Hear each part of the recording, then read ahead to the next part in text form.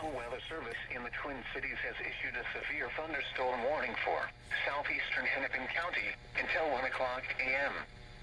At 12:38 a.m., a severe thunderstorm was located over Eden Prairie, or 12 miles southwest of Minneapolis, moving east at 45 miles per hour.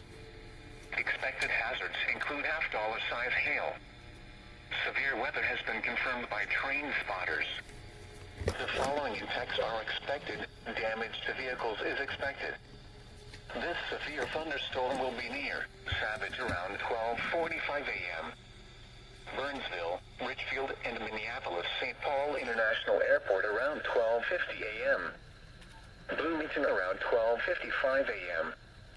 Other locations impacted by the severe thunderstorm include Mall of America, Flying Cloud Airport, and Fort Snelling State Park. For your protection, move to an interior room on the lowest floor of a building.